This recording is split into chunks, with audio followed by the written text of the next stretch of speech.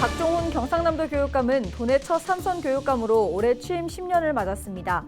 과거 경남 교육의 발자취를 되돌아보고 앞으로를 고민해보는 자리가 마련됐습니다. 보도국 지금에서 들어봅니다. 민선 8기 고성군정이 이제 반환점을 돌았습니다. 그동안 기업 투자 유치와 정부 공모사업 선정 등으로 미래 성장을 위한 기틀을 다졌는데요. 하지만 인구 유입은 후반기 과제로 떠올랐습니다.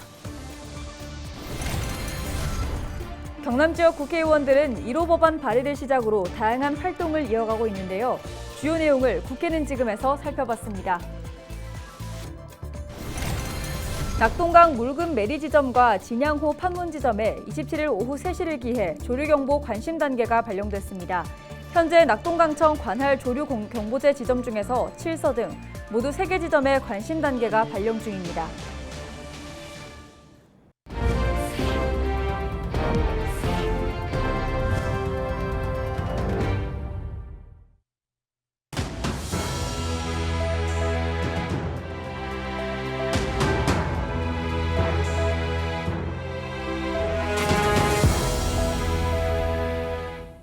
시청자 여러분 안녕하십니까? 헬로티비 경남뉴스입니다. 박종훈 경상남도 교육감은 도내 첫 삼선 교육감으로 올해 취임 10년을 맞았습니다.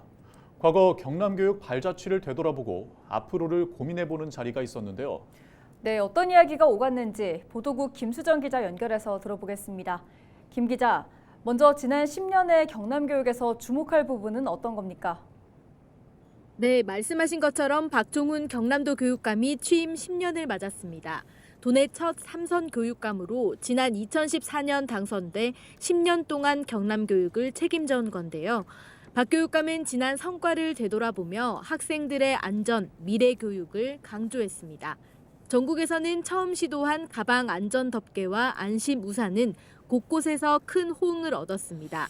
또 IoT를 기반으로 한 초미세먼지 측정기, 미래교육 플랫폼인 아이톡톡 등을 성과로 꼽았습니다. 네, 아직 임기가 끝난 게 아니기 때문에 또 앞으로 남은 2년이 중요할 것 같은데요. 당면한 교육 현안도 많습니다. 지금은 어떻습니까?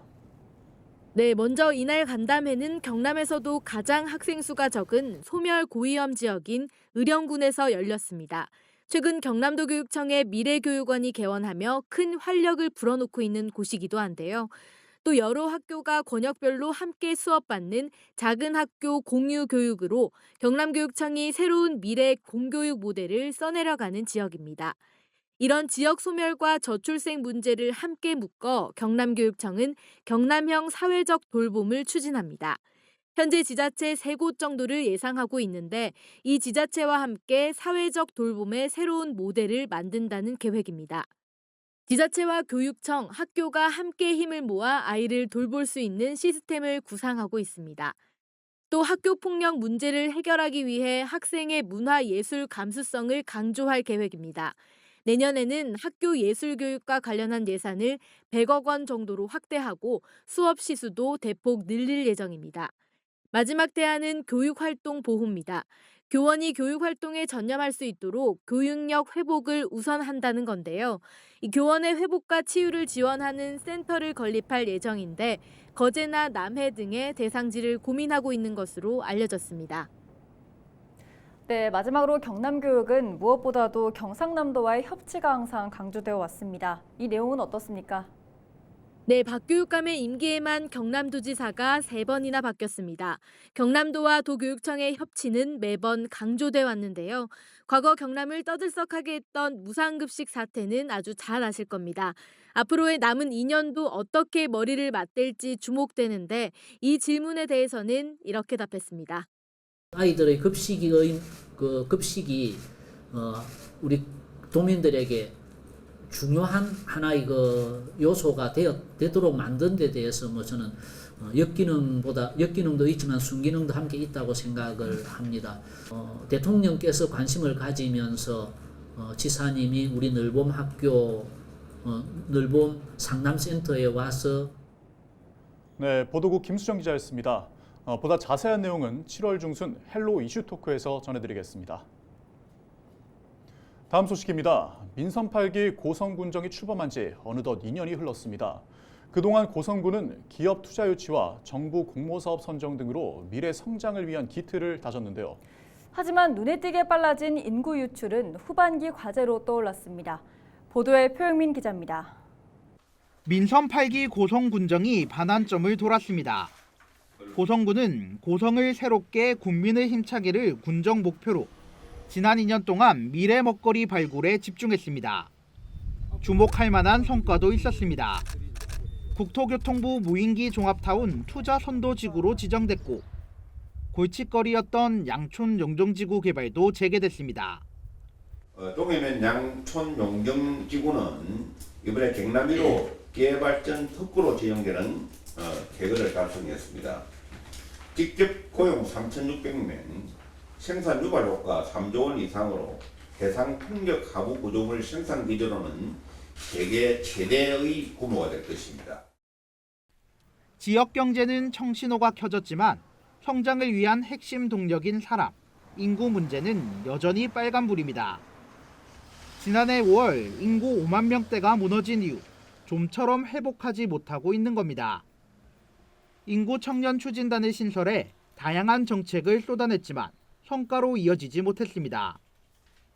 고성군은 국토부 일자리 연계형 지원주택과 복합문화공간 조성 등으로 젊은 층 유입에 나설 예정입니다. 또 출산 다자녀 양육 공무원에 대한 우대 정책을 도입해 공직사회부터 일과 가정이 양립할 수 있는 분위기를 만들어 나갈 계획입니다. 공직자부터 부산을 좀 장려할 수 있도록 만들어주는 게 중요하다. 아까 이야기했듯이 여기 공간을 그걸 하면 우리 육아 후계실이나 그걸 만들어가지고 내도 가서 아들 보험도 가서 아들 봐주고 할 그런 마음으로 접근해야 되는 거예요. 미래 산업의 기반을 닦았지만 인구 정책은 실패를 맛본 민선 8기 전반기. 고성군이 남은 2년 동안 감소하는 인구 문제를 어떻게 해결하느냐에 따라 민선 8기 최종 성적표가 좌우될 전망입니다. 헬로티비 뉴스 표영민입니다.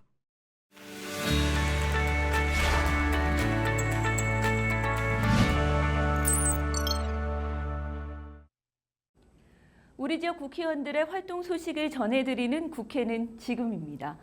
경남 지역 국회의원들은 1호 법안 발의를 시작으로 다양한 활동을 이어가고 있는데요. 먼저 양산 가불 윤영석, 김태호 국회의원 소식부터 살펴보겠습니다. 22대 국회 첫 법안으로 두 의원은 모두 각급 법원의 설치와 관할구역에 관한 법률 개정안을 각각 대표 발의했습니다. 개정안에는 양산 지역 재판 관할을 현 울산지방법원에서 창원지방법원과 창원가정법원으로 변경하고 1심 재판이 이루어지는 양산 지원을 설치하는 내용을 담고 있는데요. 현재 양산 지역 재판은 울산지법과 울산가정법원에서 담당하고 있습니다. 또 인구 30만이 넘는 지자체 중 법원과의 거리가 40km 이상 떨어진 지역은 양산이 유일합니다. 두 의원은 양산 시민들이 편리하게 법률 서비스를 받을 수 있도록 앞으로 노력하겠다고 강조했습니다. 다음은 민홍철 국회의원 소식입니다. 민의원도 1호 법안으로 국가 스마트 물류 플랫폼 조성을 위해 국제물류진흥지역 지정과 운영에 관한 특별법을 대표 발의했습니다. 법안에는 민의원이 공약으로 내세운 국제물류진흥지역 지정과 개발사업 추진, 기업 유치와 산업 육성을 위한 내용이 포함됐는데요. 현재 국토부는 지역 균형 발전을 위해 스마트 물류 인프라 개발 모델을 구상하고 있죠. 부산 경남에서는 김해 화목동과 부산 강서구에 위치한 28제곱킬로미터가 대상 후보지로 제출된 상태인데요. 민의원은 이 법안을 통해 김해를 미래 경제도시로 앞당기겠다고 강조하고 차질 없는 추진을 위한 뒷받침을 밝혔습니다. 신선봉 국회의원도 농어촌 지역 활성화를 위해 주민 세제 지원 방안을 담은 농촌 지원 3법을 대표 발의했습니다. 법안은 노후주택 빈집 지원으로 농어촌에서 주택 개량 후 거주하면 취득세를 계속 감면하고 귀농인은 초기 정착을 지원하는 차원에서 농지 취득세도 계속 경감하고 농산물 생산 여건 악화로 농업 위기가 심화된 만큼 영농법인 등 농업 사업장의 주민세 감면이 골자입니다. 신의원은 앞으로 농업 생산성을 높이기 위한 구조 개선 방안도 마련하겠다고 전했습니다. 그런가 하면 국민의힘 경남도당 신임위원장 선출 소식도 있습니다. 국민의힘 경남도당은 지난 21일 운영위원회를 열어 서울중 국회의원을 만장일치로 신임위원장으로 선출했습니다. 신임 서위원장의 임기는 1년인데요. 서 위원장은 의원들의 의견을 청취하고 소통하며 경남도당을 이끌겠다고 소감을 전했습니다. 지금까지 국회는 지금이었습니다. 창원시가 2024년 상반기 퇴임식을 27일 창원시청 시민홀에서 개최했습니다. 행사는 오는 30일 퇴직을 앞둔 공직자와 가족, 직원 등이 참석한 가운데 공로패와 특별승진 임용장 수여 등이 진행됐습니다. 올해 상반기 퇴직 공무원은 김종핵 창원시 농업기술센터 소장을 비롯해 총 11명이 공직 생활을 마무리합니다. 더불어민주당 고성군 의원단이 최을석 현 의장의 후반기 의장 출마를 반대하는 현수막을 내걸었습니다. 의원단은 7대 전반기 의장을 지낸 최 의장이 9대 전반기에 이어 후반까지 독식하겠다는 것은 개인적인 욕심이라고 지적했습니다. 고성군의회는 다음 달 1일 임시회를 열어 후반기 의장과 부의장, 상임위원장을 선출할 예정입니다. 낙동강 물금 매리지점과 진양호 판문지점에 27일 오후 3시를 기해 조류경보 관심 단계가 발령됐습니다. 낙동강 유역환경청은 물금 매리지점과 진양호 판문지점에 최근 낮 기온이 크게 올라 2주 연속 수온이 23도 이상을 기록하면서 유해 남조류 세포수가 증가한 것으로 봤습니다. 특히 기상청 예보를 보면 다음 달 초에도 낙동강 일대 무더운 날씨가 이어져 유해 남조류의 증식이 지속될 것으로 예상됩니다. 현재 낙동강청 관할 조류경보제 지점 중에서 7서 등 모두 3개 지점에 관심 단계가 발령 중입니다. 조류경보 관심 단계는 낙동강 녹조의 원인 물질인 유해 남조류 개체수가 이틀 연속 1000개를 넘으면 내려집니다. 밀양시가 2024년 누구나 가게 빈점포 창업 지원 사업을 실시합니다. 누구나 가게 빈점포 창업 지원 사업은 원도심에 있는 공실 상가를 활용해 예비 창업자들을 지원하고 지역 정착을 유도하는 사업입니다. 모집 대상은 내일동, 내이동 전통시장과 석정로 등 상권 활성화 사업 구역 내 빈 점포이며 밀양시는 예비 입점자를 모집해 최종 5개 점포를 선정할 예정입니다. 하만 강주 해바라기 축제가 꽃이 일찍 피면서 축제 일정 역시 빨라졌습니다. 올해 축제는 다음 달 14일까지 약 23일간 진행됩니다. 개막식은 예정대로 26일 열렸으며 각종 공연 일정 역시 그대로 진행됩니다. 축제 입장료는 2,000원으로 함안군 법수면민과 장애인, 미취학 아동, 만 70세 이상은 무료입니다. 경남경찰청이 여름 휴가철을 앞두고 음주운전 특별단속에 나섭니다. 이번 특별단속은 다음 달 1일부터 8월 31일까지 주 2회 이상 관광지와 피서지, 식당가 등을 중심으로 주간과 야간 구분 없이 단속할 계획입니다.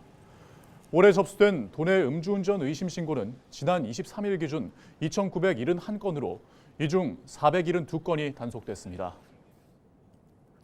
양산시 여름철 도심 물놀이장 3곳이 다음 달 12일 개장합니다. 양산시가 황산공원과 디자인공원, 웅상 명동공원 3곳의 도심 물놀이장을 다음 달 12일 개장해 8월 26일까지 운영합니다. 운영 시간은 오전 10시부터 오후 5시까지며 안전한 물놀이를 위해 안전요원과 간호인력 배치는 물론 날마다 물을 교체하고 시설물을 관리합니다. 양산시는 길어진 더위에 맞춰 올해 물놀이장 개장 시기를 앞당겼으며 운영 기간도 46일로 늘렸습니다. 행정안전부가 선정한 찾아가고 싶은 섬 88곳 중 경남에서는 17곳이 선정됐습니다. 이번에 선정된 섬은 통영이 욕지도와 사량도 등 12곳으로 가장 많았고 거제, 지심도와 이심도 등 2곳, 남해 2곳, 사천 1곳입니다.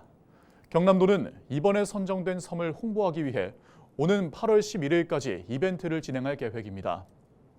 찾아가고 싶은 섬 이벤트 행사는 경남의 섬 누리집 또는 한국섬진흥원 누리집 등을 통해 확인할 수 있습니다.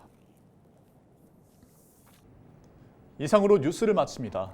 함께해 주신 여러분 고맙습니다.